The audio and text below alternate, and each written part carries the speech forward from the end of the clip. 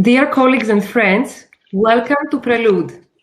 Prelude is an interview series about opera produced for educational purposes by Atelier d'Excellence.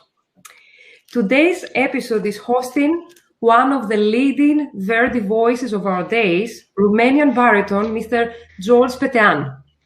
Welcome, George. Very nice to have you here with us today. Hello to everyone, and nice to be with you, and a big hug to all of us, everyone that listens to us. Yeah. As we said before, you don't give interviews so often, so it's a special honor for us, and I think that people are looking forward to hear your insight about the wonderful career in the opera world. Just to mention before we start that our interviewers panel is joined today by AdE Associate Conductor Yannis Giannopoulos. Hello, Yannis. Hello, everyone. Welcome. I'm glad to be here. And good afternoon, Sammy Boyd Ladla, my alter ego in AdE. Hello. Hello. So let's start with my first question for you, George, for today's discussion. As we said, you are Romanian, and you initially studied piano and trombone in your hometown Cluj-Napoca, a wonderful city in Romania, at the Gheorghe Dima Music Academy. Well, Yes, please. Sorry. I just wanted to read all the interview, which is quite big.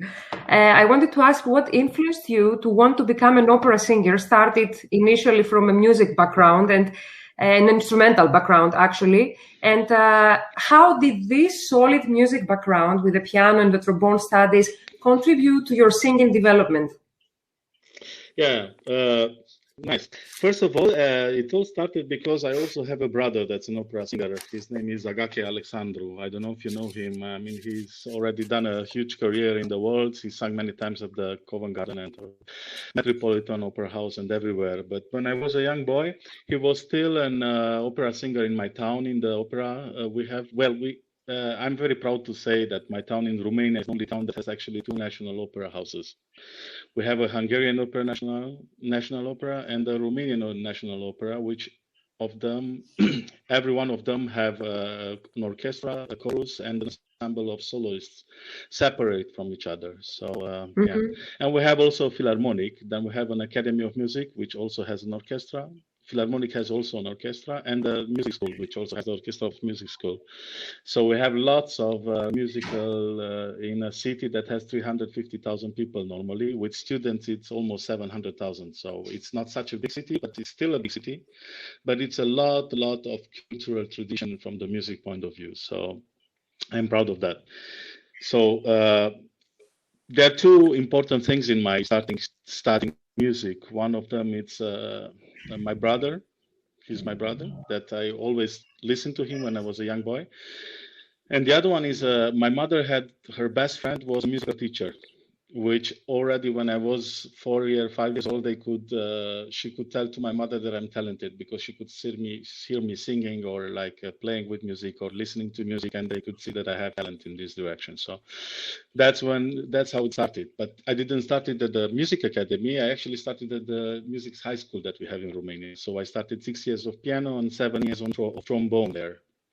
And after that, I decided to go to singing because at 16 years old, I started singing and I developed a beautiful voice. And I said I would love to be an opera singer more than a trombonist player. Although I was a good trombonist player, I say, because we had a quartet of trombones, one of the best in Romania, actually, with the Philharmonic of Transylvania members, and I was a part of it. We did some recordings with that. So, studied a lot of music. That's how I started, if you ask me. Yeah. But this music background, I guess, helped your development go easier as a singer. I think it's very important, and yeah, I think it's a very important musical background. But today we can see that most of the opera singers, I mean, if you know, like 30, 40 years old, before, even 20 years before, most of the opera singers didn't have the musical background. I mean, they didn't really finish an Academy of Music, so they were only talented people, very talented people that had amazing voices that could sing.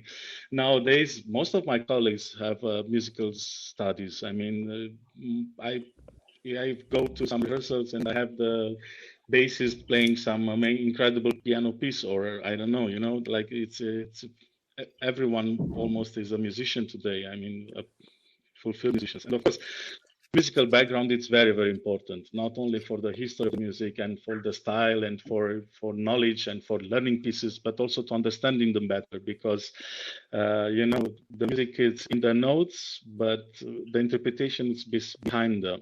So Awesome. It's good to try to Very understand nice. that. So Yeah. Thank you very much.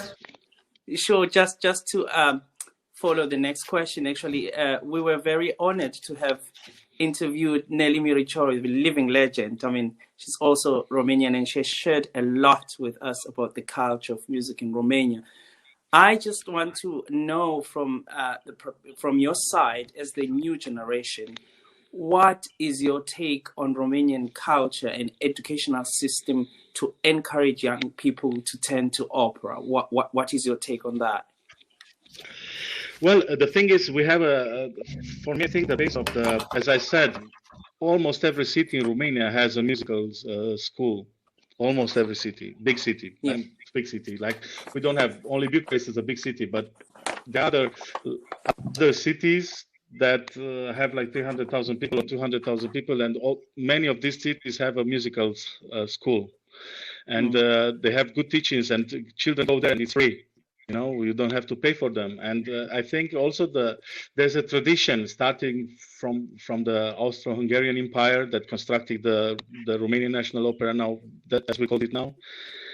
And the musical tradition starts from there, and also we are influenced in Romania by the Russian school also in the communism. Yeah. Like, the discipline of it. I remember that when I was in communism, we will never talk to each other as children. We were just listening to what teacher has to say, and we were so disciplined in those times, and I think a lot has to do with the thing that Romania has lots of musical schools. And then, of course, we have academies. Some cities have academies of music, and lots of people go there, and we have really, really good teachers. And I think the Romanian music school is a very good school in general. I mean, I have like from 28 people that we finished in the musical school in my class, at least 15 are in some of the world's greatest orchestras, or at least 15 people of them. So that says a lot, about it. So true. Since you are talking about having good teachers and all of that, I just want to get an understanding. If you can tell us more about your mentors, do you believe that a single teacher can guide a singer during all levels of one's vocal journey? Well, this is such a high question. I mean, there's so much to talk about this when you talk. No, I don't think there's one teacher that can teach everything. I mean, one teacher can help you a lot, but I think it's very important for singers to really search and be open-minded and go to a master course there and to master course the other way to see how, because there's two things in singing. One is the theoretical part, and the other one is the practical part. And I know the importance of theory, but I think it's much more important, like anything else in sports and the music, the practical part side is much more important. How much you study, how good you study, how much you understand physically from what's happening. I think it's more important than only theoretical, because we are all like, just a joke.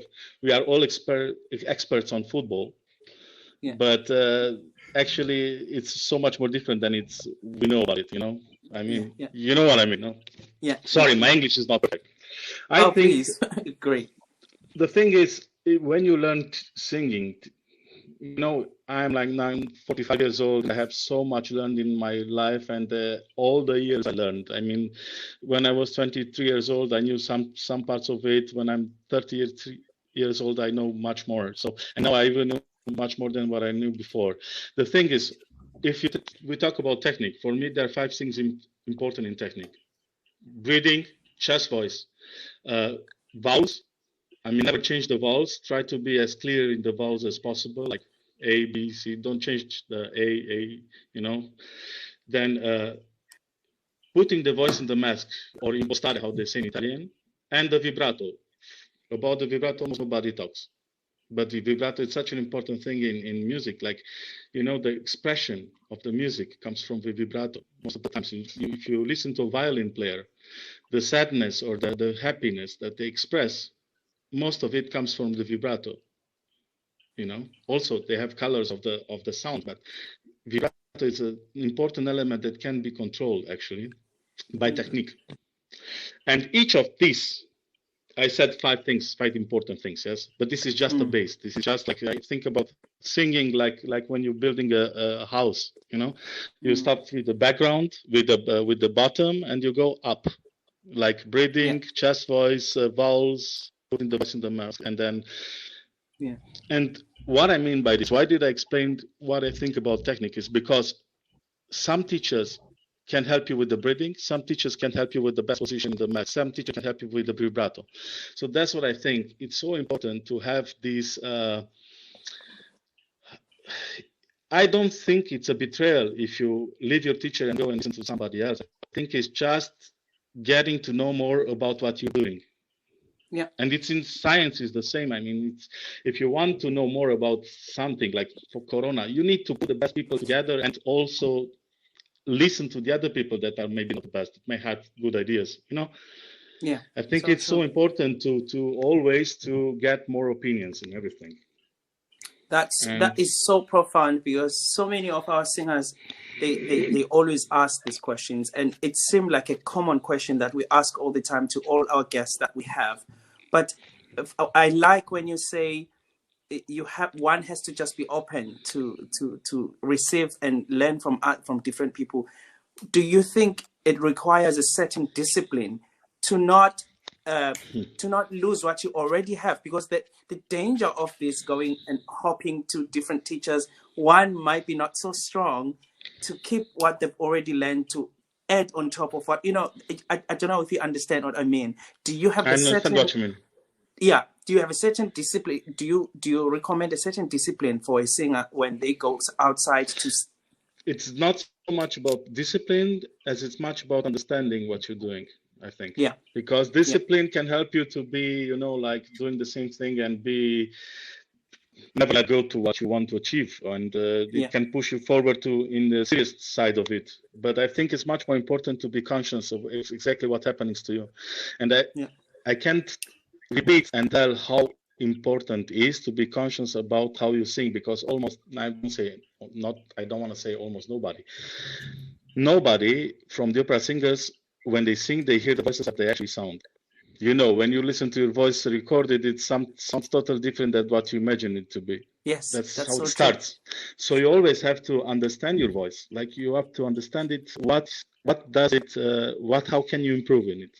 Like what do you miss? Do you miss a bit more harmonics? Do you miss a bit more chest voice? Do you miss a bit more timbre? Do you miss some more flexibility? They're all things that you have to achieve when you sing. No, and that's about it. I mean, of course, you have to pursue. And when I listen to a voice now these days, I understand exactly if that voice needs more chest voice, or that voice needs more flexibility, or it needs more a better position in the mask. You know, they're all sensitive subjects, and they're all connected to each other also at the same time, because you know. And I think it's, of course, the discipline is. What do you mean by discipline?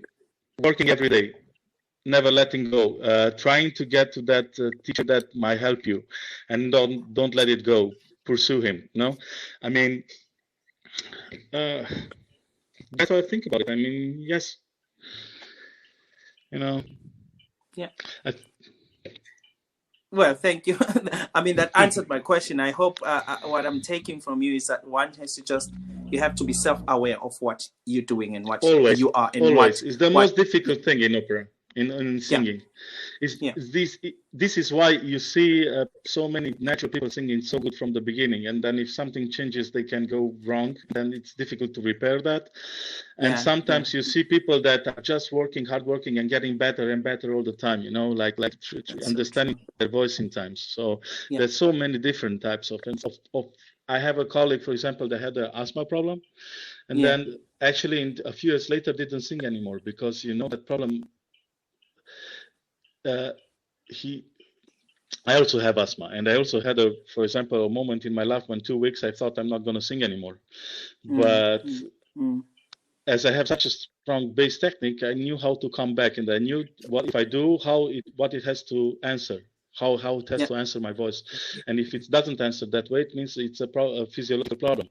So it's also a mental problem also, as you said, because you have to be strong mentally in this job. And the moment you have a small problem, to be able to understand it and to be able to accept it, because it's a funny thing. Let's tell you something about my good secrets. During the shows, my wife always comes to tell me what I do wrong, always. Even if I have the best show of my life, she will still come and say, that sound it was like that and like that and like that, and the other one was like that. So, and I learned this from the ballet, from ballet. Ballet, it's a visual art, and also people when they dance, I don't think they can really control perfectly if the hand is exactly where he wants it to be, So the ballet teacher comes and tells him, you have to do it this right. This is the right way. You're not doing it right. So I think most of the singers should accept it. Should have somebody of trust that can help them all the time during the career and during the shows and during and accept always advices and be able to be so clever to understand if that advice is right or not. Yeah. I mean, really, what you're saying is so important, because what we tend to do, we don't want to hear the truth from people who are around us. We rather go and look at the critique, because this is another issue that I want to, and now that I'm getting. A lot of singers, they do believe that. I mean, I respect critiques. Some of them are very educational. They make you aware and tell you the truth. But do you think the critiques are also something that young singers should listen to or take into consideration? I think when yes. I mean, you have to have the strong character to face them, and not just saying, "Oh, that guy is not right. He's telling stupid things." No, you have to read and to understand exactly what's written about, and then you understand if it's right or not, or because at some point it can be wrong. But most of the critics are right. Most of the critics are right because they have no desire to criticize somebody just for fun or something like that. That's true. Yeah. You read them and you have to understand why that guy thinks that about me. Yeah. Yeah. And then you can improve. If not, you cannot improve. Just by thinking, oh, I'm the best and I'm doing this, it's not going to work. Oh, it's working if you are the best. I mean, it's working if you are the best. But most of the times you have to have this humility and acceptance to accept critics, because I think that's the most important thing in getting better. It's a funny thing. I used to study a lot the Mahler-Lieder, Yeah. In Mahler-Lieder, you have this moment when you go, und da fing in Sonnenschein, and then it's on the fa diesis on the baritone voice, which has to be in a soft piano, crescendo, decrescendo, stuff like that, mezzo forte, decrescendo. And when I was young, like 22 years old, I could never do it. Yeah. Today I can do it, for example. Today I can control my voice as much as I want to. Not perfect, but much more than I used to anyway. Yeah. And there was such a problem for me, such a fight to be able to do that. And I never let it go, I never let it go. And I said, there must be something technical that I can do for I can control that in the future. So it's a thing that I always wanted to improve. But I never would have improved it if I wouldn't think first place that is something that I have to do, like accepting that I cannot do it and then try to do it. Yeah. It's very simple. George, if I may, some singers accept that they have these problems and they find that they are in a specific level of development, and in the same time, they believe that they must stay in a room and just study until they get to the next level. I think the best way is both doing and improving. You can't go to the next level if you just stay in a room with your voice teacher, I guess. No, you can't. And not only with one teacher. And not alone. Alone, no way. There's no way you can do it alone. And there's no way you can do it with only one teacher, as many people would think it will be. And it's many people would say it's a problem of character, of going to teachers to the other, and you have no character if you do that. But at the end, it's important for your own life to know, to choose what is right for yourself. I mean, you don't own nothing to somebody that might teach you wrong. You know what I mean? And it's so easy to teach somebody something wrong. I mean, to put a larger vibrato in his voice, or to put the voice much in the back, or to put the voice too much in the front and has no sustain. I mean, there's so many things that can go in singing wrong in singing. So that's why I think that's what I said. You have to be conscious if you have a problem, and how to, if it's not working, how you can resolve it. And I don't think you owe anything. You owe to your teacher. I owe to my teachers a lot. Most of my technique I learned from in Romania from my teachers that I had in the academy. But then I owe to Zancanaro that opened my mind about the whole Italian tradition, something that I could never repay him back. You know, so it's a complex situation. Very nice. Okay, sorry, I interrupt you. Say it. Oh no, please! It's so good. You have so much information, and it's so good to listen to you. Really, I think most of our people will learn a lot. This is the information we really want, and it's been really fruitful. Yes, especially speaking about teachers, because we have many people visiting us, consulting with us, who have this question. They feel that they close a cycle with some specific person, and then they feel that emotionally are a little bit trapped going further and exploring. So I think that your opinion will be very precious to them. Useful. Yeah, absolutely. Yes, very useful. Pleasure. So, George, we would like now to speak a little bit about Verdi, which has been a very important composer for you, as it seems. You have been praised for various interpretations of yours in the great Verdi baritone roles such as Ezio, Miller, Rigoletto, Conti Luna, etc. Critics and specialists write about the need of different voices in order to accommodate a particular Verdi role. Do Verdi roles require a big voice or more vocal versatility?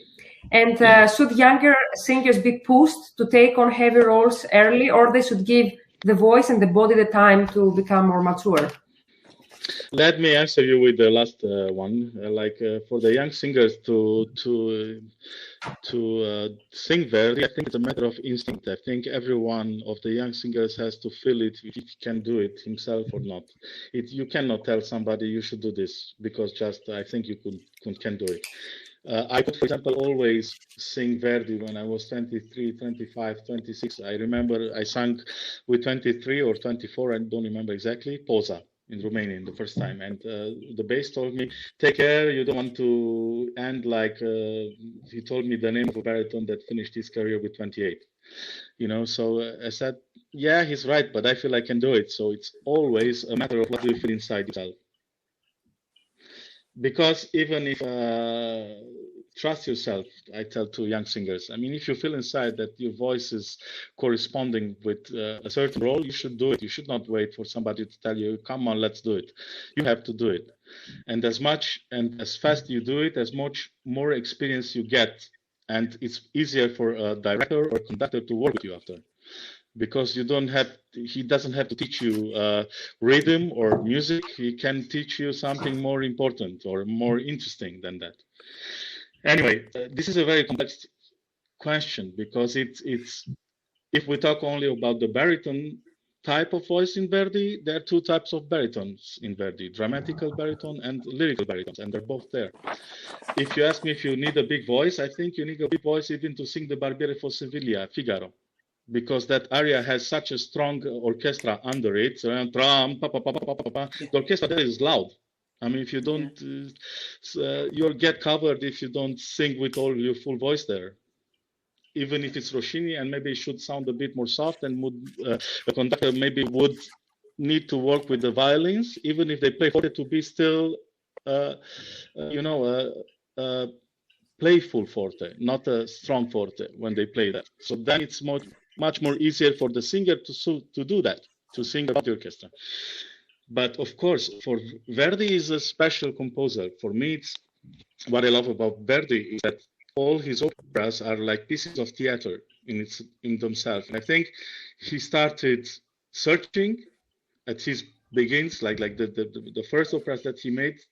I think every opera he wrote was amazing. I don't think there has one bad opera. Starting from there, but you can see how he developed through years, and how, for example, Traviata and Rigoletto are already a bit better than Trovatore or Attila. Not better theatrically. I mean, Rigoletto, it's maybe the best theatrical piece that he wrote ever. I mean, it starts and has nothing wrong in it. I mean, the story it's fluent and nothing misses. Every character, it's explaining himself perfectly. The ideas are so clear. The piece itself is such a marvel. It's unbelievable, Or Don Carlo, for me, the same. It's a piece that every character, it's so well defined and refined. And that's what's about Verdi. I think theatrically, it's unbelievable how much drama he got into those pieces, real drama of characters. Because we have also Mozart, and the comedy at Mozart it's fantastic, and also drama of Don Giovanni, it's interesting to see. But Verdi has this theatrical side of it that you can do a piece of theater, like it's music. It's sometimes film music that serves singers to be actors. You can feel that in Verdi. Like you enter the music before you enter with your role. It tells about your character the most important thing, in that melody, or you feel it all the time. Yeah. I'm so sorry, my English is not that good explaining everything what goes through my mind. Oh no, but, please don't worry. Don't worry. But of course, types of voices, they are so complicated. It's such a complicated matter in Verdi, because everybody knows for Violetta you need 2 or 3 different voices. One leggera, one voice, full voice Verdi. For the baritones also is like that. I mean, even the most lyrical Verdian baritone, maybe I would say it's Posa, but maybe Germont, it's more lyrical from the orchestra heaviness, because you don't have such a loud orchestra in Germont, but still it has to sound like a grown-up man. So it's a complicated question. Macbeth had so many moments of, and Rigoletto also. Like 80% of the role is soft, actually. Look at Rigoletto. It has Parisiamo. It's actually something that happens in his mind. It's inside of himself. That there's thoughts. That's why I think it's much more interesting to sing them in piano and create colors than to shout, and be more. You have in Rigoletto for me only 2 or 3 really dramatical moments vocally, like some part of Cortigiani, Vendetta, and here and there some moments where the orchestra is very loud. But besides that, the orchestra is never loud as to cover you. So, as to answer for you also with the young singers, I think every Verdi role is very complicated from the, I don't know how you call this, agogical part of the music, like all the punctuations. Like if you take Macbeth's score, there are more difference of it. Like the first version of Macbeth, the second version of Macbeth. You see the difference in the score. There's so many different punctuations. Like in a older score, it's staccato, and then the new score, it's tenuto.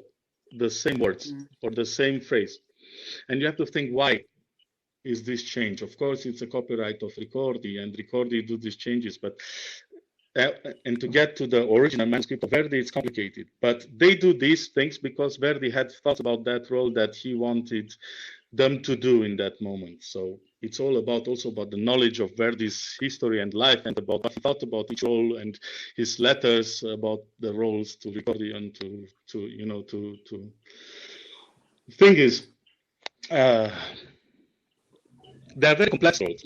Or Iago in Era la Notte, it's so much of it you have to sing softly, and you have to be so in control of your voice and be able to be a true bel canto singer, like Era la notte Cassio dormiva gli stavo accanto. All of this is soft venom into Othello's ear. But Othello has to believe him. That's why this venom has to be sincere, not fake. So it's about understanding each actor, each moment, all the time. This is a small example that I give to you, you know? Yeah. The same situation is, for example, Germont when he talks to Violetta. Undi quando le veneri. It's another kind of soft, not really venom, because I don't think it's venom. I just think he tries to manipulate her in a way that he's getting a result. But I don't. Also, there's another problem with this character. Each character is so complex and so difficult to understand. For me, it's much more easier to understand Rigoletto, it's much more clear than Germont, for example. Yeah. Or more easier to understand Iago than Macbeth. Because in Macbeth, there's this side of him that he's so afraid about what he has done, that he has killed the king, then he has the phantom menacing him all the time. And that thing makes him even more violent and even more dangerous. But how? Yeah. Yeah. Yeah. How do you explain that to public? You know, all of these are so important in Verdi. So that's why I think, of course, the type of the voice is very important, but it's much more important for me the expression of it and the understanding of it. I mean, taking the role and really learn it and understand why you say what you say, the messages, you know.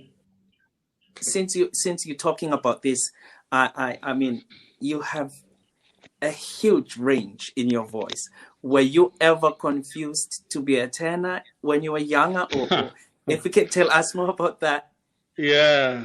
Well, it's also I always with 16 years old I already could sing a high B flat because I understand my chest voice, and I could sing the B flat because I understand that the energy and the power of the air has to be more in the chest and not on the vocal cords. So I could use the chest voice very high. And I always thought myself that I'm between the voices, and I think I'm between the voices. I'm not really a tenor, I'm not really a baritone, you know. I mean, I am a baritone, and I feel like I'm a baritone. Yeah. Although I think as open as I could with my voice, because I think like that I have more how to say harmonics in my voice, you know. When you opened, like for me, when I listen to Pavarotti, I give you a small example, you know, like most of the people will sing Mamma son tanto felice, you know, but he does Mamma son tanto felice, you know. That's opening of the clearness of the vowels. Yeah. That I also try to do as a baritone, and that's why my voice sounds much more open and much more, you know. Also, they understand the text better because of it. Because I don't, I don't, how I call it, I don't maybe modify it. I don't modify it, you know. So, yes, I tell you a funny story. I used to sing in 2000 with,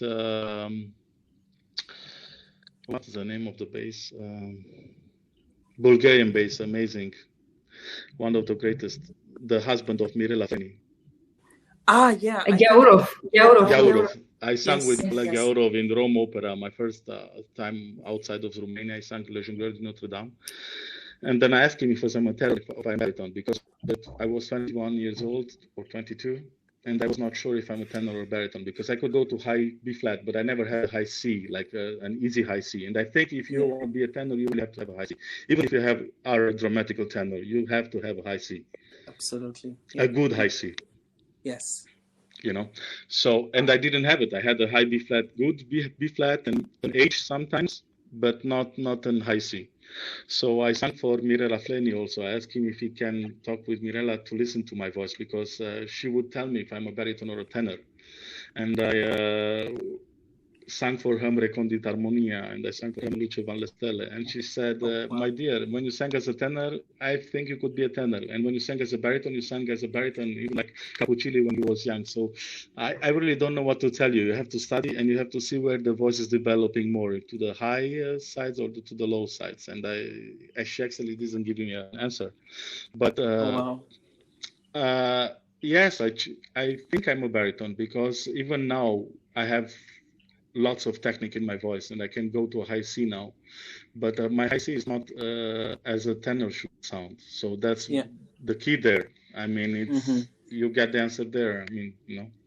Awesome. And I think I'm feeling very good in the Verdi roles, because Verdi always wrote a bit higher than Donizetti or Rossini or for the baritone. So it's exactly what I feel good to sing. You know, Avelia Odoni, it's like in Virigoletto, it's like in a way written for my voice. I feel like I can do whatever I need to do on that part of the voice. All those piano decrescendo that he wrote, and he asks for the baritone, and some of the, you know. So that's what I think. Awesome. I think this is really fantastic that you say. I mean, so many young singers that are confused if they're. I have a friend of mine. He always says, "I don't know." Most of the time when I go to this competition, they always tell me that I sound like a tenor, and some of them they're like, "Yeah, light baritone and all this." And I think he's also listening now. He will learn a lot from this. So I think what I've taken from you, you just had to work and see where the voice takes you. What fit, what was like the good fit for you musically. In terms of all the composers that you sang. That's fantastic. Exactly. I think it's much more important to study and to try to see how the voice develops. Of course, it's very complicated, because you need also some really good background, like a teacher that could really help you to sing a high note. You know, like if you have a problem to C bemol, how do you get to sing it always perfect? Or to high C, how you get to sing a high C good? And these are difficult things, and you have to really find the teacher that can help you in this direction, you know? Yeah. I have another stupid question. Forgive me. I'm keeping on asking you all this because you are so good, and I want to grab as much information as I can. Look, there are so many singers that are young singers, basically, that are told that you have to sing specific repertoire. Let's say, maybe I'm making an example. You're a Mozart singer, you're a Rossini tenor, or whatever. Do you think singers should be put in that box? It's all a matter of, I mean, it's a matter of listening to that singer, because if somebody has, you know, like a voice it can be a voice that's much more suitable to Mozart, like a bass baritone that could sing Don Giovanni, Leporello, all of these roles, which are between the voices, in my opinion. I mean, somebody that sings that, it's, you know. So yes, I think everyone has a certain type of voice that goes to a certain type of roles. Everyone. You have a lyrical voice for a Rossinian tenor, or a lyrical voice to sing Donizetti or young. Also, like we talk also about the type of voices in Verdi. The tenors, they are lyrical tenors, like Rigoletto, Traviata. Let's say Falstaff, it's not that important of a role, but it's important for a young singer, you know. And you have then the more dramatical roles like Don Carlo, or like Trovatore, or like Attila, and then you have even more dramatical roles like Otello, you know. So it's always a matter of type of voice, of course, but I think the instinct, it's much more important. Like every singer has to feel in itself that if he can do more or not. And you can't tell to a coloratura soprano you shouldn't sing Lucia, or you should sing only Lucia, because maybe she's, you know what I mean? I mean, she could be better in Mozart, she could be better in something else. I don't know. It's complicated. It's always a matter of listening to that voice, and that singer has to search to good advice. It's also this is also very important in our careers. Like for the young singers, it's difficult for them to trust somebody. and I understand it very much because so I don't want to say there's a lot of false knowledge into the world of opera because it will be a fake statement, but everyone has to have a bit of instinct to search for the good advice and to feel if that person really has the good advice for you. It's very complicated, but you have to have this cleverness, this instinct in also to I asked this question because, we consult with so many singers and most of them are listening. So when we say to them, you always have to go and speak, we always refer them to their teachers because we are not teachers. We are singers ourselves, me and Maria and also Janice. And so when they come with these questions, I always find myself in the middle of nowhere, confused when a singer tells me, oh no, I want to sing Mimi, I want to change this repertoire. And then my question is, what if you changing the repertoire to the repertoire that is better for you? What if you're changing to sing Donna Anna instead of singing Donna Anna, you go and sing Mimi? What if Mimi doesn't work and you get more jobs as Donna Anna? And then what do you do? This is why I was asking this question. And so I think it's clear that one should just really be open-minded with the repertoire as well. I say and this feel it inside. You have to feel it inside. Because I'm the worst example possible because I'm a lyrical baritone. I always been a lyrical baritone, but I could sing always already harder repertoire than I did because I know how not to ruin my voice. If you don't have the technique, you can ruin your voice very easily. Like if you don't understand and you push more than you have to, then you get to a problem and you don't know how to resolve it, and then it's all mental. And it's like a chain that never stops and it's finished. Absolutely. You go into the wrong direction and it's finishing very fast. And that's why I don't want to give me as an example because I'm a bit of an exception because with a lyrical voice I always sang a bit more dramatical roles than I should have. Because I sang Rigoletto when I was 33. I don't think if you ask me, I was already Rigoletto. I was like almost Rigoletto, but not like now. Now I feel like I'm Rigoletto. When I go on the stage, I feel I have this heaviness that this father has to have because you also have to. When you sing father roles, you also have to be a bit of more mature person. You took that risk with assurance, basically. And if you have the technique, I guess it's not very difficult to do these small jumps from a role to another, which are not exactly the same fach. If the technique is very stable. Yes, of course. With technique, you can sing everything. If you want me to say that, it's like a driver that if he's a very good driver, he could maybe drive also rally and also drive Formula One. Of course, it's stupid to say like that, but he could do it at a certain level. Maybe not perfect both, but you know what I mean. May I take the opportunity, since you mentioned the Rigoletto at a young age and how it would be different for you to sing it now? What is the difference in the approach when you are singing something that you have sung in the past? How do you approach it? If it's familiar, do you start looking at it as it's the first time, or do you start building on?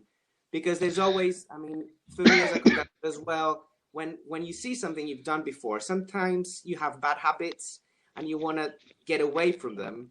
So you try fresh, or maybe sometimes you want to build. Is there a recipe? It depends how much time you have. Because sometimes you don't have any time between the contracts, it used to be like jumping from a contract to the other. So then you don't have the time really to do that. But yes, of course, it's very interesting to come back. And I love it. Now I didn't sing Iago or Macbeth from a long time. But I think when you go back to these important roles that have such a strong base like Shakespeare is, you should always go back to Shakespeare and take it again, read it again, think about it. Also, then take the music, read the music. And I mean by reading the music, not reading only your role, reading also the other roles and understand the situation. And also, it's interesting to do it again and again because you always find new colors and you always find new interesting things that first time when you learn a role, you're so much more involved in memorizing it, in learning it perfectly, and technically. There are so many things that you have to do when you do it first time to resolve some problem technical that you have, and maybe you don't get to to the profoundness that you can do it after when everything is fixed, you know.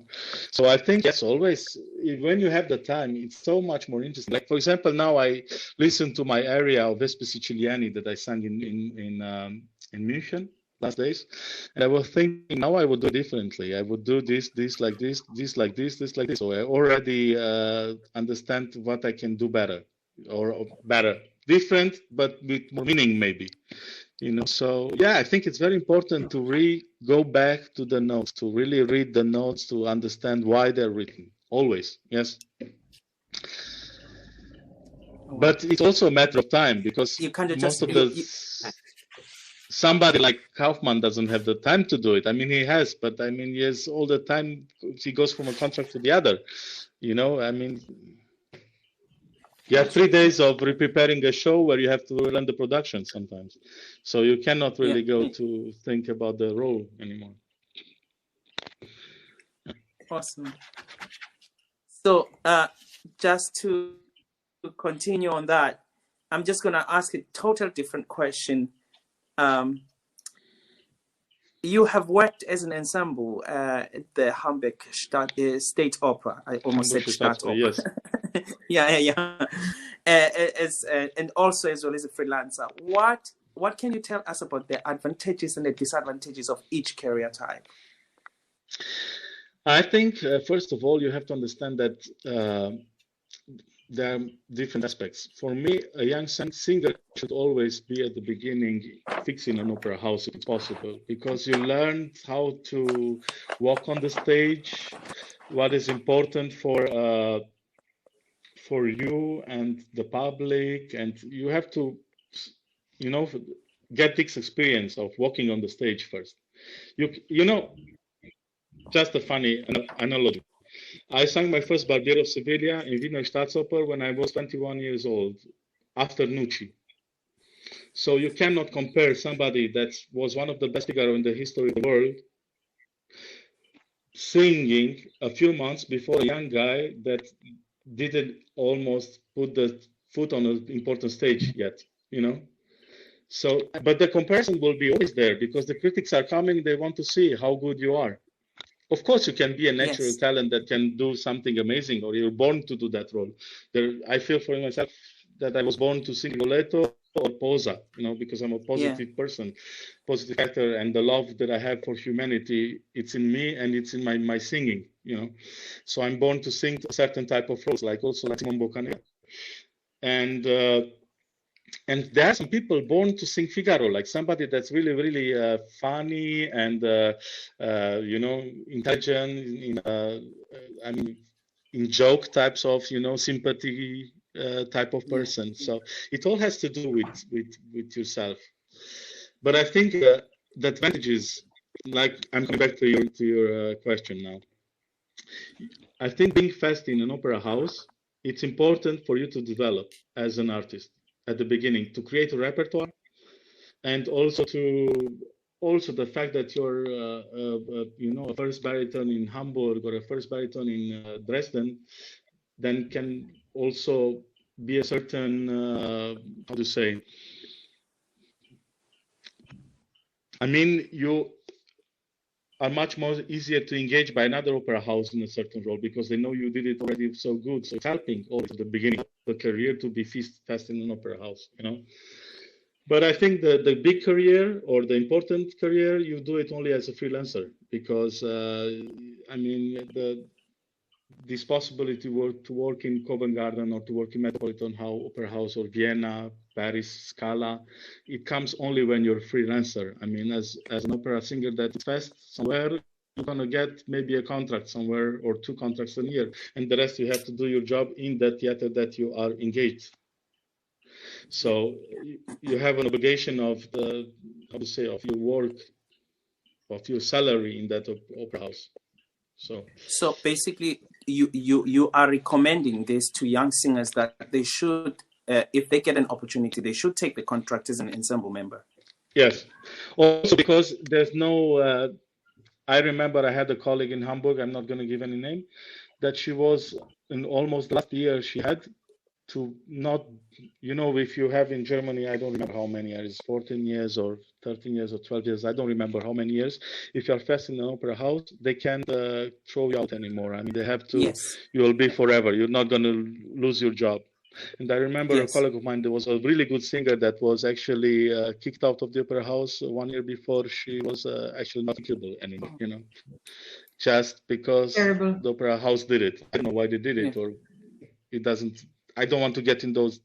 So there's no assurance that you're going to have a stable work position. And of course, today we can't only discuss because with the COVID situation, it's all going even worse. I mean, it's horrible what's happening. But yes, that's my opinion. I mean, I think you should try to also in this direction. You should try to be as good as you can, as much as the opera houses need you. Yeah. If you ask me, this is more important than being fast or, Yeah. Try to get as good as you can. It's my biggest advice. That's great. I think I can agree very much with you because I can speak on my experience. I was very lucky. I started quite early as a freelancer. I didn't have so much experience as an ensemble member.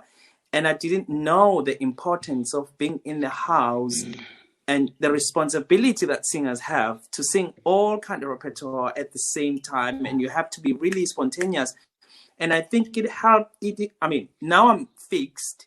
And I cannot tell you how happy and thrilled that I am that I'm fixed because I'm learning so much. I've been put in a box where I only sing Rossini. Now in the house, I can try totally different things. Sometimes it's not the perfect roles that I'm saying yes to, but just because I want to challenge myself a little bit more and go some and push myself more. And so this is really so helpful. I speak on behalf of all the young singers. If you are against being in an ensemble, let me tell you, there's no much growth. You can never grow if you don't accept the responsibility of being in the house, working with colleagues, doing 5 roles at the same time. That really trains you to be strong technically as well. Yeah, I agree with that. And let's say here that the universities don't give a lot of performance opportunities. So this is like an educational step they should take. Exactly. In Romanian university, we have this special Class of the Opera hour where you do actually pieces from the opera. Either, like the first act of Don Giovanni or the whole Don Giovanni or the La Selva Padrona or whatever. And you do this around, it used to be 5 years when I was a student. Now I think it's 4 years and 2 years of master. And young singers don't understand how these moments are important, how important this class is, because it's the class where you actually learn how to move on stage, how to address the public, how to make public react on your actions. And we are artists, we are also actors. I mean, you have to understand the acting side of the singing. So that's really so true. So important in this direction. I can say on my experience, really, I was absolutely against ensemble. I just wanted to be freelancing, to sing everywhere. But then I realized that, you know what, I'm still singing the same repertoire. I am not growing anymore. I'm a little bit bored, I was standing still. And then I entered the ensemble. Let me tell you, things I'm doing now are things that I never thought I would do.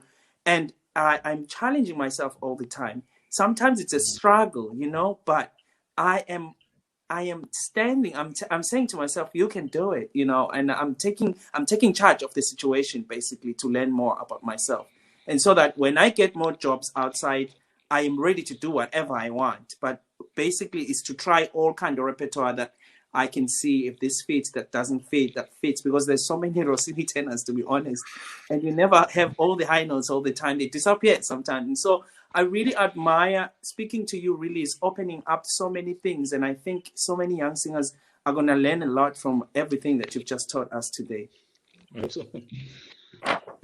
May I take the opportunity now, because we're doing all the comparison and the differences. I was very fascinated when I moved from Greece to London, when I saw how the orchestras were working in a different way, how the schedule was arranged, how little rehearsal time they had, and all of that. And I want to ask have you noticed major differences between, I would say generally between the US and Europe, let's say, how it's planned, what priorities they have based on staging versus music, or both together? Is there anything that you generalize? I didn't sing too much in the US. I sing like 4 times, I think, at the Met Opera House and 1 time in Houston, and I had another contract in New York that I had also with sang Andrea Chenier with Roberto Alagna there, and yeah, I think for example, my experience at the Met is that they were really absolutely fabulously professional, like really good people surrounding you, and everything very well scheduled. And at the same time, for example, when I sang Bohème, I remember that we actually repeated only 1 week because they thought we were finished, and then we wait another 2 weeks for the first show. So we had 3 weeks of rehearsal, from which we did only 1. Everyone was so good that we didn't need more rehearsal. So that's one thing that I really loved in America, that I thought when we did this Wiederaufnahme, like how do you call them in English? I don't remember. Wiederaufnahme. Not a premiere. It's a rescheduled opera. Rescheduled. Yeah. Sorry, opera. It's a revival. Sorry, revival. Revival. Yes, when we do this revival, I had a sensation that you work until people think that you already know the production and what you have to do. For example, in other places, you just work. It doesn't matter if you finished and you did it already. The program says tomorrow you have another rehearsal, so you have to do it. And I think that's a bit stupid, because you get sometimes to the first show and you are exhausted and you have no desire to do it anymore, you know. And while, for example, this kind of rehearsal that I had at the Met, I loved it because I had like 5-10 days before a show that actually just made me wanted to be on the stage, you know, like make me, I can't wait anymore. I want to go, I want to show. So I love that about America a lot. And of course, they're very, very professional. But, you know, me working in big opera houses, I can say Paris, it's also fabulously professional. For example, when we did Barbiere di Siviglia, we worked 9 hours a day. I mean, and for like 2 and 3 weeks, because we work from 10 to 1, 2 to 5, 6 to 9. That's really hard for when you're an opera singer and you have to work with emotions. It's hard on your body, not about the physical part of it, but about the emotional part of the, you know, connection with the role, you know. So, but it also had lots of good results because we were so well prepared. Vienna has only 4 days of rehearsal or 5 days of rehearsal before Trovatore or Wiederaufnahme. It depends also, of course, how difficult that show is, because if it's very difficult, they might do even more days. But mostly they don't work so much, and they also have the highest numbers of shows per year, I think, from all the opera houses in the world. They have so many shows, and it's like, yeah. But I also like it because if you are really prepared as an opera singer and you have the experience of doing that role, I mean, you don't need more than 3-4 days for a classical Rigoletto production or for a classical Traviata production. You don't need more than 3-4 days of rehearsals if you really know good the pieces that you do. So, and then it's also that desire when you go on stage to really have fun and to really do it as good as you can. So those are, I think, the differences, but also the discipline that you have in Germany, it's interesting. Or like in France that you work or later, it's also interesting, but still also, it's different, but it's, Yeah, I believe that Germany's discipline is like a school everybody has to pass from, and then feel free to explore and travel further. But having this discipline is good for this career, probably. So, speaking about discipline, an opera singer's life is not an easy life, despite the common misperceptions. It involves many, many challenges, as long periods away from home and beloved ones, having an athletic discipline, and dealing with daily criticism. George, I would like to ask, how do you maintain a work-life balance, and which are your hobbies? I have many hobbies because the thing is, you know, my father was a national box champion, junior box champion, but he put me to make lots of sports when I was young. It was like before school, I would have to go run for like a mile and come back and then take a shower and then go to school for years. I've done that. But I hated it always. So, but he let me discipline and he actually forced me to do those things. Anyway, putting that aside, I've been doing lots of sports in my life. Like I started with table tennis when I was a young boy. With 10 years old, I was a Transylvanian champion of children. Then I played basketball. Then I played basketball with some people that retired from the first league in Romania. So we played really, really good basketball. Then I am very passionate about billiards. I have some friends which are world champions with whom I play sometimes, and I'm not really at that level, but I'm getting up there. Well, I play billiards and I love computer and internet. I think is one of the best things nowadays because you get so much information, also wrong information, also bad information, also conspiracies and everything. But putting that aside, I think also, it depends from a person to the other. And I am not anymore stressed about shows.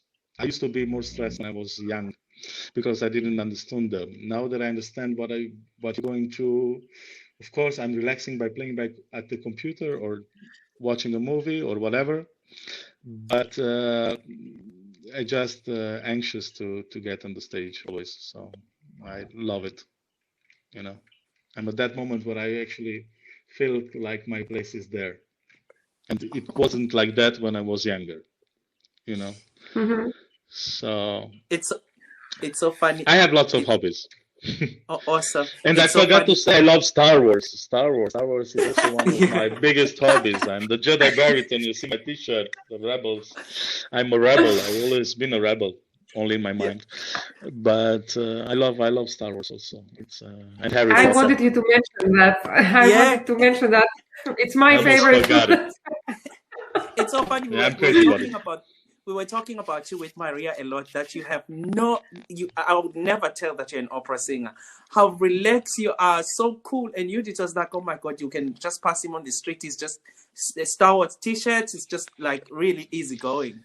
And I think it has to do with my identity, because I'm not from a noble family, like most of us are not.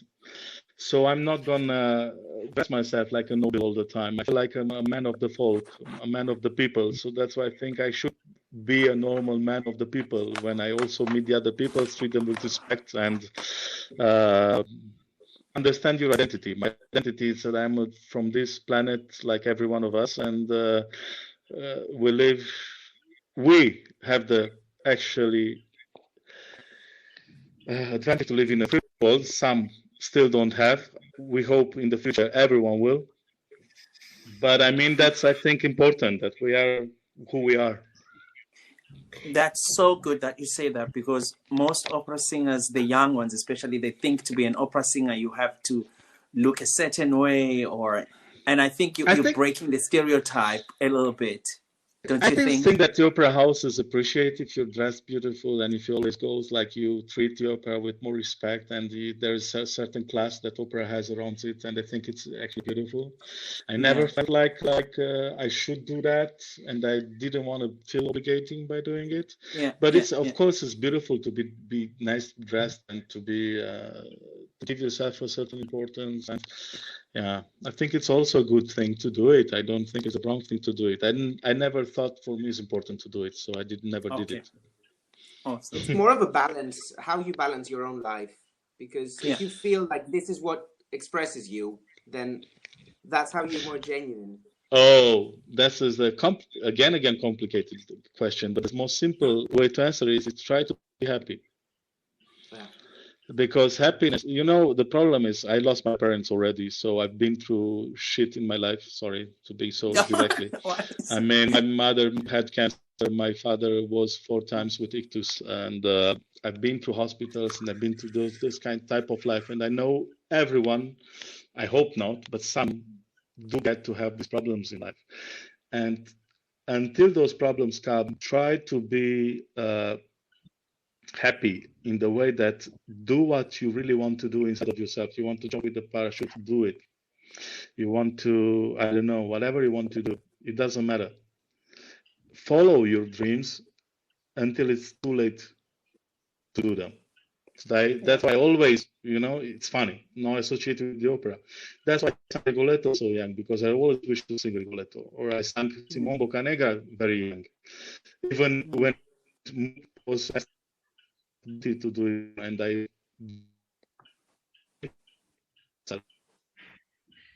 with Simon Boccanegra with me and Maestro Muti. And before doing that, I didn't really believe in myself that I'm already grown up enough to do that.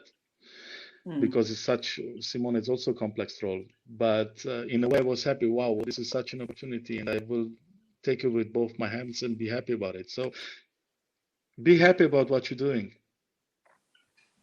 That's happy. Yeah, life is short. Life is too short. Yeah, don't have regrets about thinking about some stuff you want to do. I mean, but I mean Zen, I mean positiveness, I mean, whatever, take a walk in the forest, go ski, all this whole stuff that helps balance your life. Just wanted to say that I believe that what you say makes somebody be a rebel, not taking a weapon or going to a war or something like that, but living life, living life to the fullest and being anti-conformist and live it as you want it.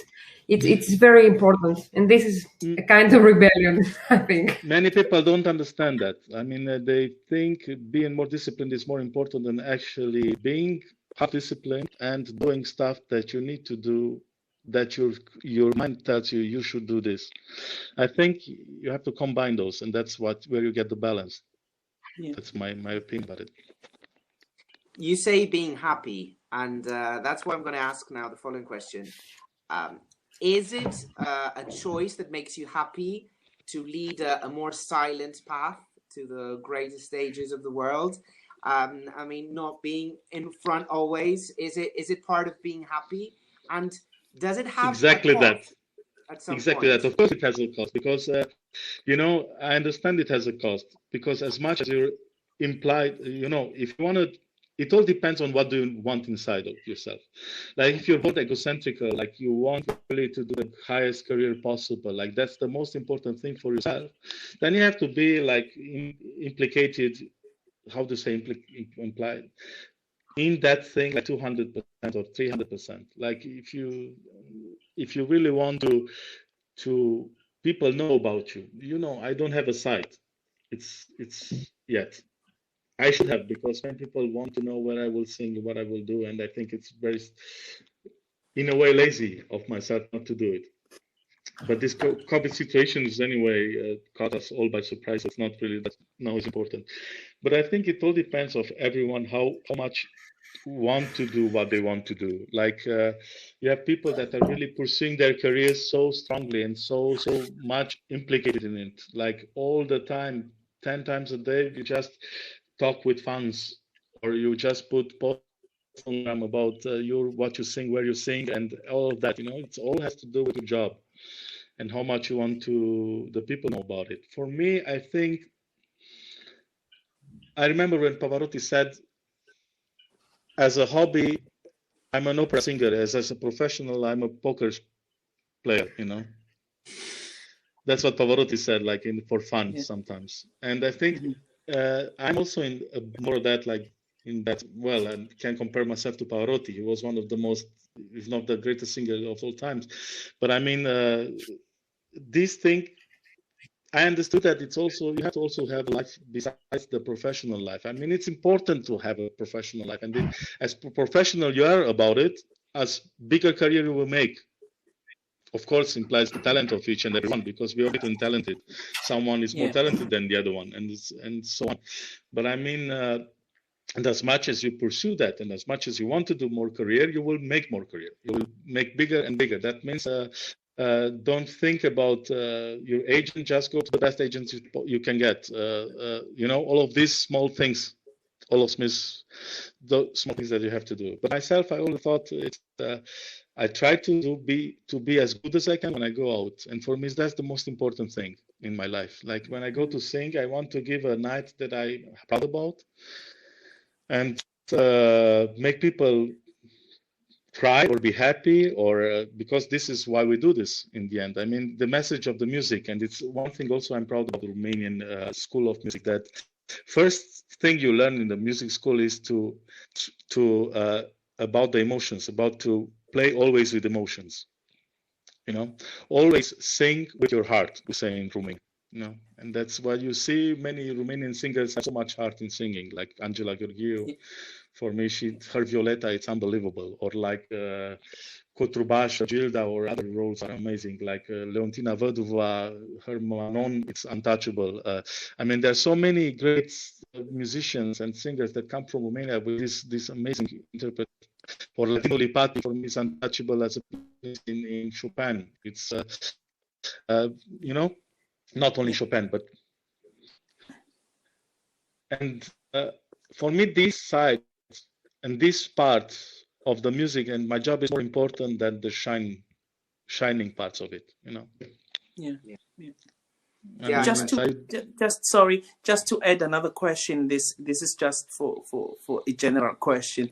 Since you touched a little bit with the managers for the young singers, did you always work with the same management, or did you change? What was your experience? I mean, this is the question we always ask all our guests. So I just want to hear your opinion, since you are so knowledgeable and you've been through a lot and you know a lot with the industry.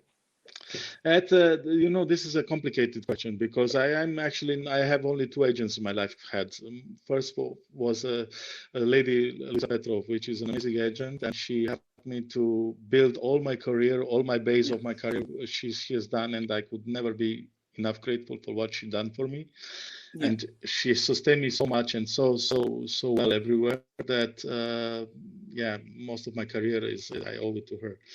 And then also, it's a matter of feeling it inside of yourself that if that agent was good enough for you or not, then you have to do a change. If not, if you don't, I mean, it's all about what do you feel inside and what do you think, what do you want, what you have also to have a plan of your career, I think. I mean, you have to imagine yourself, if you'd never sung in Vienna, if you want to sing in Vienna, how you can get there. I mean, what should you do to get there, I think.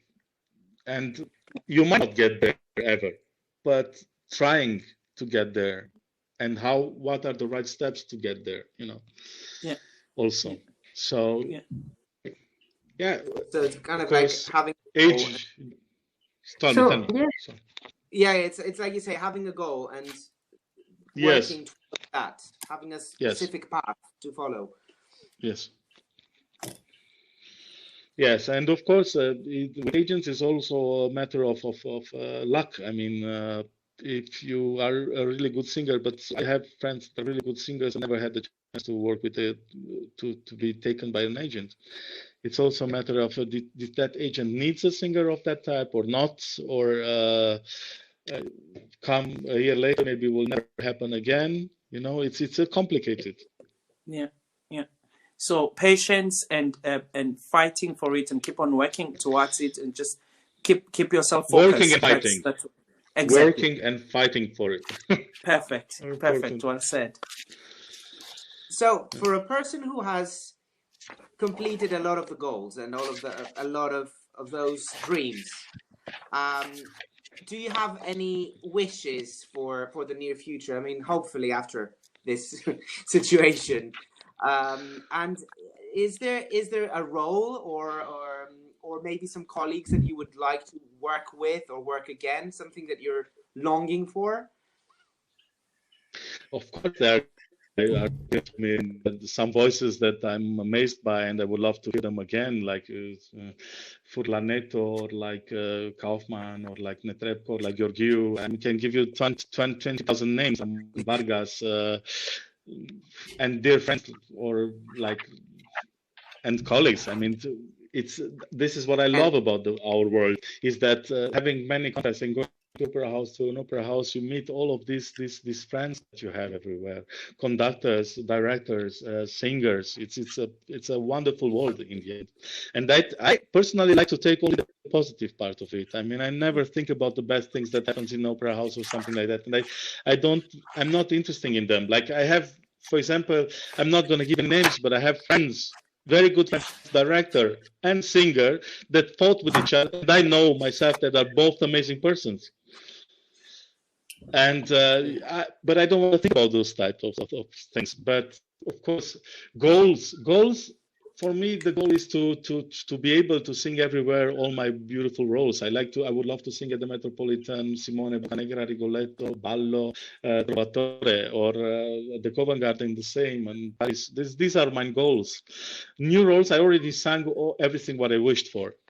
I didn't sing fast stuff. I never wished to sing fast stuff, actually. I don't even think I would be maybe a good fast stuff. Maybe I will be if I'm trying to and learning the role and go through the notes and read them. And I think I will find some new things in them, like I found in Rigoletto, some new things. Like, for example, when he sang to Taci, I do the crescendo because I do it like Rigoletto is understanding that he has to change the approach he has with the people from the court, so that's why my decrescendo on that note sound. It means, well, I changed the subject like that. No, doesn't matter. Anyway, yeah, the goal is to go and be happy everywhere on these amazing opera houses.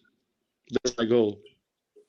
And I was so happy in Madrid. We sang Ballo in December, and it was so amazing. And it's such an amazing thing that Spain can do. It's one of the few countries in the world where the operas are still working. Madrid is working, Barcelona is working, and the rest of the world almost in silent, all of it. So it's people should look at them and take their type of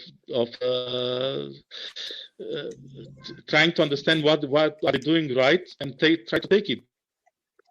Take it in Italy, take it in Switzerland, take it to France, take it to America.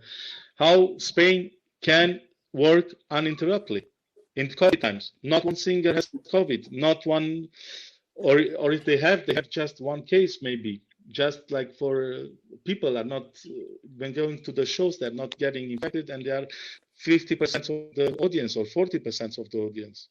And Spain continues to do so since April. I mean, I'm in awe with Madrid and Barcelona, and Sevilla and also still works. I don't know about the other countries because I didn't really watch it carefully, but I think the others should take that how to say that direction. The example. And it will be very important. In the United States, they have really brought artists in a very difficult position with the way they handled the situation. These people are unemployed for a second season. The orchestra of Metropolitan Opera, the choir, they have changed their houses. They moved to another state. They're under very big difficulty. Yeah. I don't know. I mean, I heard what I heard, but of course, I have no contact and I have no idea what's happening. So I'm not going to comment on that. And I'm really feel sorry about it. But yeah. I hope it will end soon. Yeah. So let's keep fingers crossed. Since we're talking about these difficult times that we all going through as artists, what would be your advice to our young singers that works with Atelier, even though even if they don't work with us? What can you say to all the singers that are going through this difficult time? There's I like to play Counter-Strike. It's called a computer game, and there is one guy, an amazing player, which is called Get Right, and he has one thing always when he's coming online, and it's called "Don't Stop Believing." So never stop believing that the things will get back to normal, and live with hope is the most important thing in every crisis you have in life. To hope, a new hope, hope, and go, and don't let yourself be too much.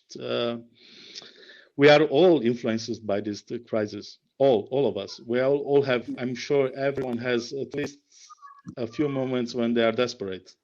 I think there's no one that it's really conscious that doesn't have.